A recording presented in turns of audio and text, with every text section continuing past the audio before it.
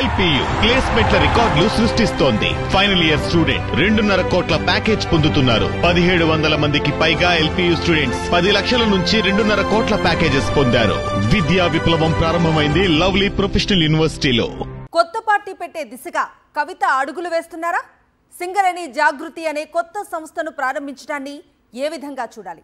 తనకు ఆది నుంచి కలిసి వచ్చిన సింగరేణి ప్రాంతం నుంచే సరికొత్తగా అడుగులు వేయాలని ఆమె భావిస్తున్నారా? బీఆర్ఎస్ అనుబంధంగా తెలంగాణ బొగ్గుగని కార్మిక సంఘం ఒకటి ఉండగా మరలా కొత్తగా సింగరేణి జాగృతి అంటూ కొత్త సంఘాన్ని ఎందుకు ఏర్పాటు చేశారు?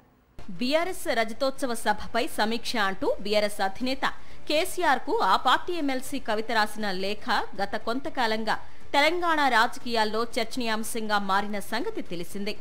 ఆమె కేసీఆర్ కు రాసిన విమర్శనాత్మక లేఖ చాలా రోజుల తర్వాత లీక్ కావడం, దానిపై తలా ఒక రకంగా వ్యాఖ్యలు వెలువడ్డాయి.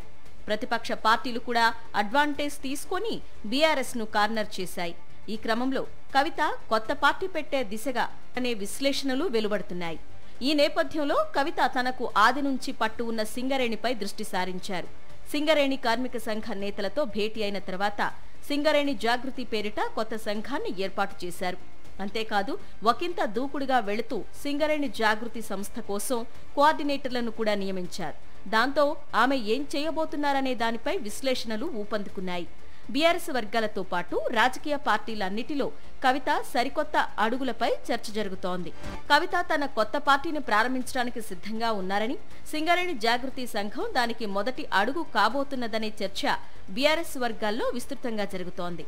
ఇప్పటికే బీఆర్ఎస్ అనుబంధంగా తెలంగాణ బొగ్గుగని కార్మిక సంఘం ఉండగానే మరలా సింగరేణి జాగృతి ఎందుకు అనే ప్రశ్న చక్కర్లు కొడుతోంది. బీఆర్ఎస్ అనుబంధ తెలంగాణ బొగ్గుగని కార్మిక సంఘానికి సింగరేణి జాగృతి అనుబంధంగా ఉంటుందని కవిత చెప్తున్నప్పటికీ ఇంతకాలం లేనిది ఇప్పుడే కొత్త సంఘం ఏంటి అనే ప్రశ్న కూడా తెలంగాణ రాజకీయ వర్గాల్లో గట్టిగా వినిపిస్తోంది.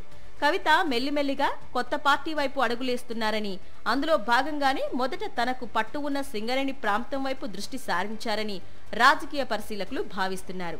దీన్ని ఆమె ఒక టెస్టింగ్ స్టెప్ గా భావించారని అంటున్నారు.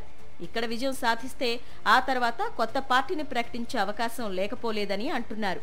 కొత్త పార్టీ పెట్టే పరిస్థితులు లేకపోతే ఆమె జాతీయ పార్టీల వైపు చూసే అవకాశం ఉందని కూడా అంటున్నారు. సింగరేణి జాగృతి ఏర్పాటు చేశాక చోటు చేసుకునే పరిణామాలు తనకు ఉపయోగపడతాయన్న ధీమాతోనే మొట్టమొదట సింగరేణి నుంచి తన పొలిటికల్ ఆపరేషన్ ను ప్రారంభించినట్లుగా ప్రచారం జరుగుతోంది.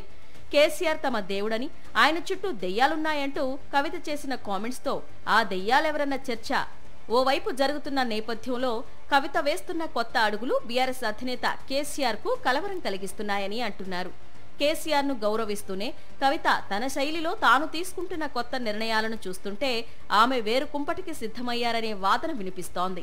అందులో భాగంగానే సింగరేణి జాగృతి అనే కొత్త సంస్థ ఏర్పాటు అనే ప్రచారం ఇప్పుడు ఊపందుకుంది.